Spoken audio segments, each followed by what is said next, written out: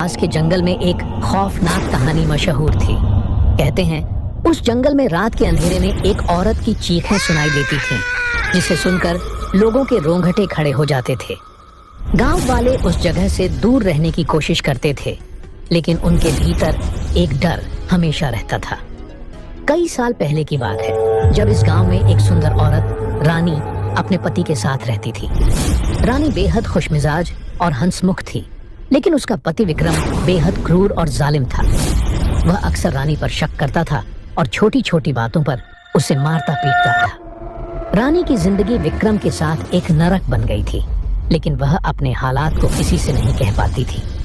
एक दिन विक्रम को शक हुआ कि रानी का किसी और से रिश्ता है। उसका गुस्सा 7वें आसमान पर पहुंच गया। उसने बिना सोचे समझे रानी को जंगल के अंदर ले जाकर पेड़ से बांध दिया और उसे बुरी तरह से पीट पीट कर मार डाला। उसकी दर्द भरी चीखें पूरे जंगल में गूंज उठी, लेकिन कोई उसकी मदद के लिए नहीं आया। विक्रम ने रानी की लाश को वहीं जंगल में फेंक दिया और वापस गांव आ गया। उसने लोगों से कहा कि रानी कहीं गायब हो गई है। रानी की मौत के बाद से ही जंगल में अजीब घटनाएं होने लगीं। रात के समय लोगों को जंगल से औरत की चीखें सुनाई देने लगीं। कई लोगों ने दावा किया कि उन्होंने एक सफेद साड़ी पहने औरत को जंगल में भटकते हुए देखा है। उसकी आंखें आग जैसी जल रही होती थीं और उसका चेहरा खून से सना होता था। वह किसी को पास आते ही गायब हो जाती थी। गांव में डर का माहौल बन गया। लोग जंगल से दूर रहने लगे और रात में तो कोई भी उस ओर जाने की हिम्मत नहीं करता था। लेकिन विक्रम को कोई डर नहीं था। वह हमेशा की तरह जंगल के पास से गुजरता। धीरे धीरे आइए पिताजी, गांव का रास्ता बिल्कुल ठीक नहीं है।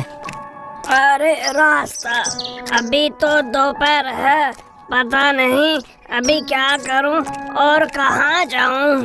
अच्छा बेटा अमल, हम लोग कहाँ जा रहे हैं? ये इतनी धूप में मुझसे चला नहीं जा रहा है। मुझे खुद नहीं पता है माँ, आपको क्या बताऊं। हे भगवान, हमें ये क्या सजा दे दी आपने। अरे ये क्या अमल, दोपहर को पूरे परिवार के साथ तुम कहाँ जा रहे हो? अब अपनी दुख भरी कहानी क्या ही बताऊं निर्मल भैया, सब हमारा ही दुर्भाग्य है ये। क्यों, क्या हुआ क्या है? अब क्या ही बताऊं भैया, गांव के महाजन हरी मुर्शिदी से पिताजी ने पता नहीं कितने वक्त पहले उधार लिया हुआ था, लेकिन बहुत कोशिशों के बावजूद वो उधार नहीं चुका पाए। और इसीलिए महाजन ने अपने लोगों को भेजकर हमारा पूरा घर बार हमसे छीन लिया।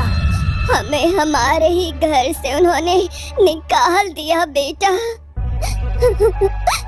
पता नहीं अब हम कहाँ जाएंगे, क्या करेंगे, कुछ समझ नहीं आ रहा। आहा, ये तो बड़े ही दुख की बात है।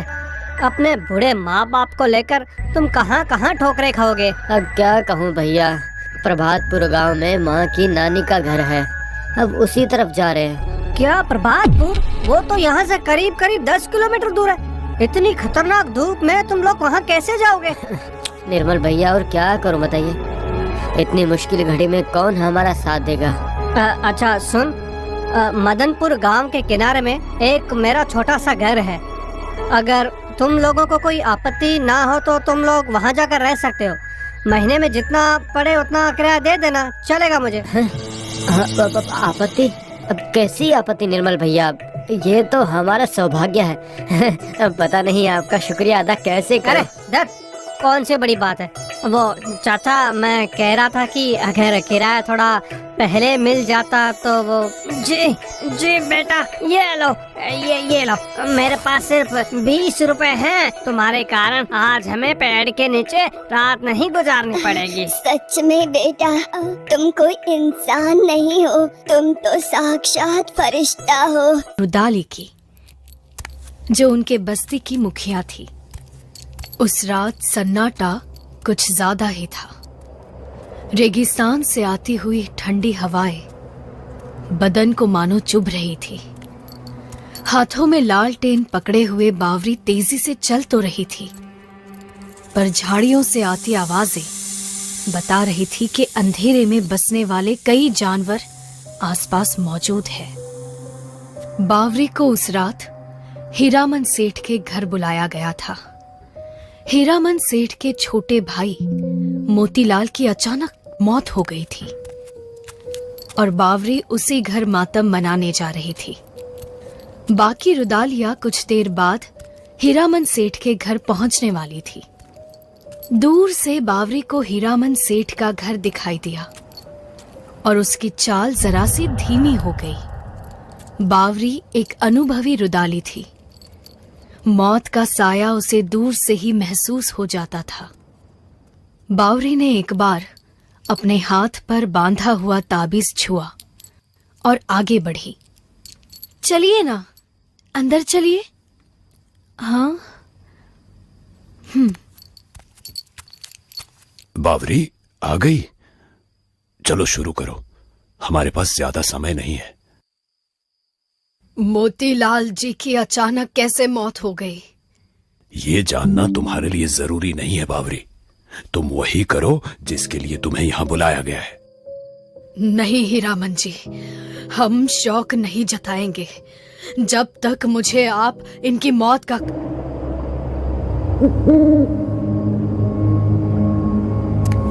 सुनिए, आपने शोक जताने से मना क्यों किया? छाया, समझ आने के बाद से हम यही काम करते आ रहे हैं। यूं समझो जिंदगी से ज्यादा हम मौत के साथ रहते आए हैं। इतने सालों में मौत से इतनी गहरी पहचान हो गई है कि उसके हर पहलू हम जान सकते हैं। मोतीलाल की मौत अघोर मौत है। उसके शव पर रोना खतरे से खाली नहीं। मुझे ये महसूस हुआ कि जो उसके शव पर रोएगा उसका अंजाम अच्छा नहीं होगा। मैं नहीं चाहती मेरा कोई भी साथी खतरे का सामना करे। चलो। बावरी ने शायद उस रात बस्ती की रुदालियों को बचा लिया, लेकिन आने वाले दिनों में उन पर क्या गुजरने वाली थी, इस बात का किसी को कोई अंदाजा नहीं था। अगले दिन से ही बस्ती का माहौल बदला बदला सा लगने लगा। दिन तो ठीक ठाक कटता था, लेकिन रात में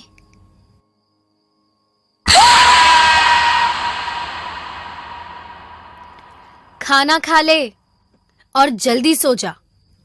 कल अपने बाबा के साथ बकरियां चराने जाना है। चल जल्दी।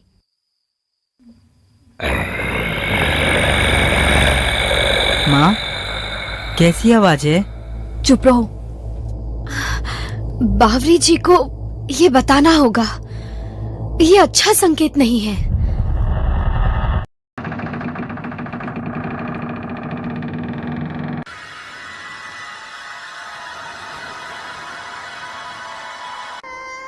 रवि ने एक चुड़ैल को मुक्ति दिलाई, लेकिन उसे किया पता कि अभी और चुड़ैल रह गई है। उतने में ही एक चुड़ैल उसे उठा कर ले जाती है, एक बाद एक ले जाती है। तब रवि ने हिम्मत जुटाई और आत्मा की बात मानी।